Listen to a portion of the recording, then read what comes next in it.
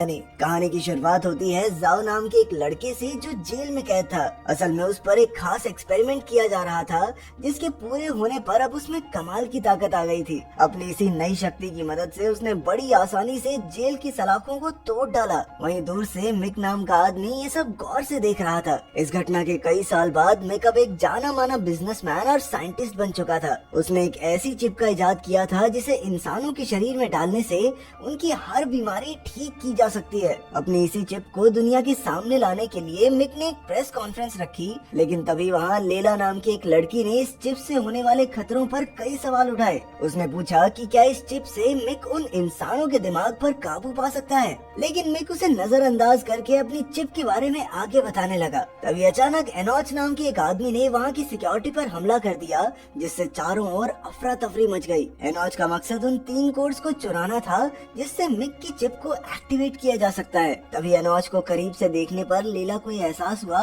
कि ये तो वही आदमी है जिसने बचपन में उसके पिता का खून किया था। ये दर्दनाक याद उसके सामने आते ही वो वहीं जम गई। और वहीं दूसरी ओर एनोच वो 3 कोड्स हासिल करने में कामयाब रहा। उधर मिक काफी गुस्से में था तो उसके असिस्टेंट याओ ने सलाह दी कि अब अपने खास हथियार याओ का इस्तेमाल करने का समय आ गया है। इसके बाद हम देखते हैं कि याओ दुनिया के सबसे खूंखार अपराधियों के लिए बनी जेल में कैद था। फिर मिक ने उसे पैरोल पर बाहर निकलवाया क्योंकि सिर्फ याओ ही उसके मिशन को पूरा कर सकता है। जेल में कैद होने से पहले याओ मिक के लिए लोगों का कत्ल करता था, लेकिन एक दिन वो अपनी पत्नी के साथ भाग निकला। बदकिस्मती से मिक ने उसे पकड़कर इस जेल में डाल दिया, लेकिन अब भी याओ को पकड़कर मिक के पास ले जाना आसान नहीं था। वो मिक के सारे आदमियों को एक ही पल में चकमा देकर उनकी गाड़ी लेकर भाग निकला, लेकिन कितनी ही दूर जाता गाड़ी में ट्रैकर लगा था तो मिक के आदमी उसे चारों ओर से घेर कर आखिरकार मिक के पास ले ही आए। जब याओ की आँख खुली तो वो मिक के हेडक्वार्टर्स में था, जहाँ उसे उसकी पत्नी और बच्ची दिखाई गए। तभी मिक ने एक स्क्रीन के जरिए याओ को अपना नया मिशन बताया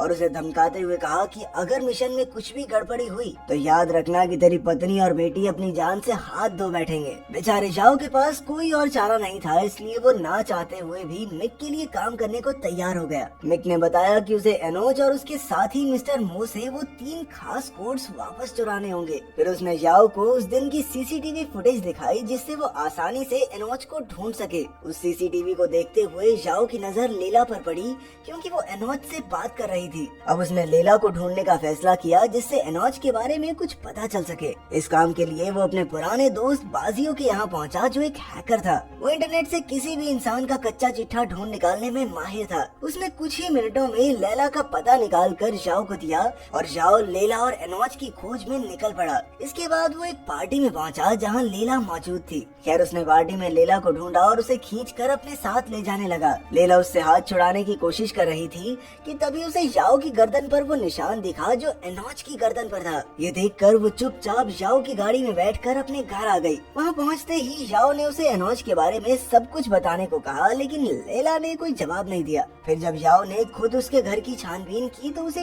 खुफिया कमरा दिखाई दिया। उस कमरे से ये खुलासा हुआ कि असल में लेला एक CIA एजेंट है जो याओ और एनोच जैसे सुपर ह्यूमंस की खुफिया जांच पड़ताल कर रही है। उन दोनों का एक ही दुश्मन होने की वजह से याओ ने लेला से दोस्ती का हाथ बढ़ाया ताकि वो दोनों मिलकर एनोच को पकड़कर उसके माँ बाप की मौत का बदला ले सके। एनोच जैसे ताकतवर और खूंखार सुपर ह्यूमन का सामना करने के लिए याओ और लेला को अपनी अपनी काबिलियत का मिलकर इस्तेमाल करने की जरूरत थी, इसलिए लेला भी इसके लिए तुरंत राजी हो गई। उधर याओ की पीठ पीछे मिक ने उसकी पत्नी पर भी एक्सपेरिमेंट करके उसकी गर्दन में अपनी चिप डाल दी और तो और उसने इसका लाइव ब्रॉडकास्ट बाकी देशों के अमीरों को दिखाया। वहीं याओ इस बात से बिल्कुल अनजान एनोच से वो 3 कोड्स चुराने के मिशन में जुटा हुआ था। उसकी खोज में याओ और लेला चाइना के एक शहर में पहुंचे। लेला ने अपने कॉन्टैक्ट्स की मदद से सारे शहर की सीसीटीवी फुटेज लेकर एनोच का पता ढूंढ निकाला, लेकिन एनोच को उनके वहां आने की भनक लग गई थी, इसलिए वो पहले ही वहां से फरार हो गया। याओ ने उसका पीछा करने की कोशिश की, लेकिन वो भीड़ में कहीं गुम हो गया। फिर जब एनोच अपने अड्डे पर पहुंचा तो उसने देखा कि याओ तो पहले ही वहां मौजूद था। इसके बाद दोनों में जबरदस्त हाथापाई शुरू हो गई, लेकिन एनोच मोटरसाइकिल पर भाग निकला। जाने से पहले एनोच ने याओ की गाड़ी में एक बॉम्ब फिट कर दिया था जो उसके एनोच से दूर होते ही फट जाएगा, लेकिन याओ भी एक बाइक लेकर उसके पीछे हो लिया। आखिरकार वो दोनों एक पहाड़ी पर आ पहुँचे जहाँ एक काफी बड़ी चट्टान गिरी हुई थी। अब एनोच के पास कोई दूसरा रास्ता नहीं था, इसलिए वो बिना सोचे उस चट्टान से कूद गया और कूदते हुए उसने याओ की घड़ी में लगे बॉम्ब को एक्टिवेट कर दिया। दिया, लेकिन जाओ भी जोखिम उठाकर उसके पीछे कूद गया और एनोच से वो मेन कोड हासिल करने में कामयाब रहा। उसने घड़ी एनोच के साथ ही खाई में फेंक दी और खुद ऊपर चढ़ गया। उधर लेला को मिक के आदमियों ने सड़क पर घेर लिया था। वो मिक के सारे राज जान चुकी थी, इसलिए उन्हें लेला को मारने के ऑर्डर्स मिले थे, लेकिन ऐन वक्त पर याओ ने वहाँ पहुंचकर लेला की जान बचा ली। उधर लैब में याओ ने मिक को खबर दी कि सिस्टम फेलियर की वजह से याओ की पत्नी की गर्दन में डाली चिप में कुछ खराबी आ गई है। मिक को तुरंत एहसास हो गया कि उनकी टीम में जरूर कोई जासूस मौजूद है। उसने अपनी सारी टीम को इकट्ठा किया और उनके कंप्यूटर्स की तलाशी लेने से ये सामने आया कि मिस्टर मो ने ही मिक के प्लान को बर्बाद करने के लिए अपना जासूस भेजा था। इतना बड़ा धोखा देने के जुर्म में मिक ने बड़ी बेरहमी से मिस्टर मो के जासूस को गोलियों से भून दिया। असल में मिस्टर मो ने याओ के पिता शुई को फोन करके बता दिया था कि अपनी बीमारी की वजह से वो अब ज्यादा दिन तक जिंदा नहीं रह पाएगा। शुई और मिस्टर मो दोनों वही साइंटिस्ट थे जो मिक की इंसानी चिप्स के खिलाफ थे, इसीलिए उन्होंने मिक के कोड्स चुराए। उधर बाकी के 2 कोड्स की तलाश में याओ और लेला मिस्टर मो की लैब तक आ पहुँचे थे। तभी मिस्टर मो ने याओ के सामने आकर उसे बताया कि ये चिप्स धरती के लिए बहुत बड़ा खतरा हो सकती हैं। मिक का मकसद इन चिप्स के जरिए पूरी दुनिया पर राज करने का था, लेकिन क्योंकि याओ का परिवार अभी भी मिक के कब्जे में था, इसलिए उसे मिस्टर मो के खिलाफ जाना पड़ा। तभी अचानक उसे एहसास हुआ कि उसके सामने बैठा आदमी मिस्टर मो नहीं बल्कि कोई बहरूपिया है। इससे पहले कि वो कुछ कर पाता, मो के आदमी ने याओ को बेहोश कर दिया। जब उसकी आंख खुली तो उसके हाथ पैर बंधे हुए थे। वहीं लेला को भी मो के आदमी ने बंदी बना लिया था। उन्होंने लेला के सामने याओ पर अत्याचार करने शुरू किए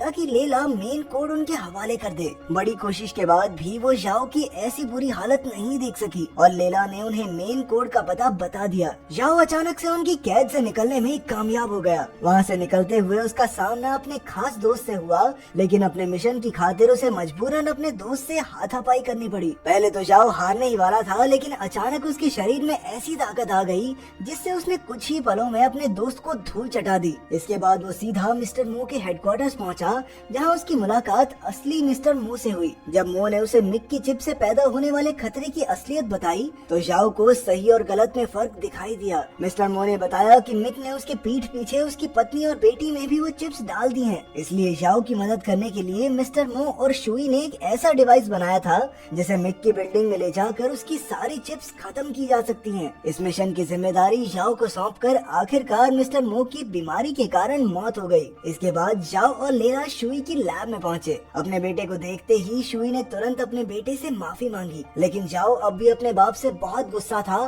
क्योंकि उसने याओ को बचपन में ही ऐसे एक्सपेरिमेंट का हिस्सा बनाया। फिर शुई ने उसे समझाने की कोशिश की कि वो मिक के जहरीले इरादों के बारे में नहीं जानता था, लेकिन फिर भी याओ पर कोई असर नहीं हुआ। आखिरकार शुई ने बताया कि असल में ये एक्सपेरिमेंट याओ के लिवर कैंसर को ठीक करने के लिए था और मिक इसमें कामयाब भी रहा। लेकिन फिर उसने याओ को अगवा करके उसे दुनिया का सबसे खूंखार अपराधी बना दिया। अब शुई को वो मेन कोड चाहिए था जिसे वो अपने प्रोग्राम में डालकर मिक की चिप्स को बर्बाद कर सकता है। मिक को दुनिया में तबाही लाने से रोकने का बस यही एक तरीका था। आखिरकार याओ ने शुई को वो मेन कोड दे दिया और लेला के साथ वहाँ से बाहर आ गया। उसे इस बात का दुख था कि इंसानियत को बचाने के लिए उसे अपनी पत्नी और बेटी की कुर्बानी देनी होगी। उधर शुई ने तुरंत चिप्स खत्म करने का काम शुरू किया, लेकिन तभी मिक के आदमियों ने वहाँ हमला करके उसे मार डाला। अब वो तीनों कोड्स फिर से मिक के कब्जे में थे, जिनकी मदद से उसने अपनी चिप्स को एक्टिवेट करने का काम शुरू कर दिया। उसी पल से लोग धीरे धीरे उसका हुक्म मानने लगे। उधर लेला और याओ को एहसास हुआ कि उन्हें जल्द ही कुछ करना होगा। इसे रोकने के लिए उन्हें शुई के बनाए प्रोग्राम को मिक की बिल्डिंग में रखी कंट्रोल सिस्टम में डालना होगा। फिर लेला ने तुरंत बिल्डिंग के सीसीटीवी को हैक किया।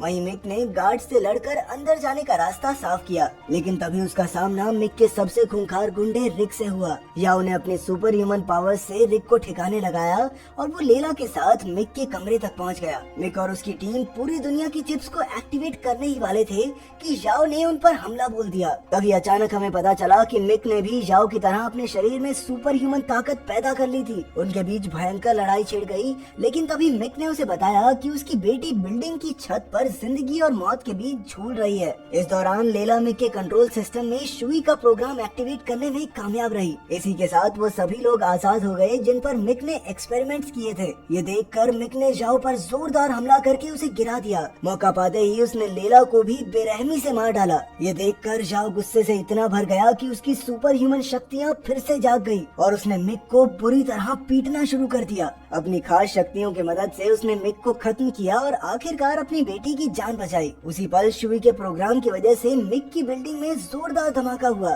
और शाओ अपनी बेटी की जान बचाने के लिए उसकी छत से कूद गया। आखिरकार शाओ एक गाड़ी की छत पर आ गिरा जिससे उसकी बेटी बाल बाल बच गई। उसने बिना अपनी जान की परवाह करते हुए अपनी बेटी की जान बचाई। इसके बाद हम देखते हैं कि शाओ की उंगलियां हिल रही थी, यानी वो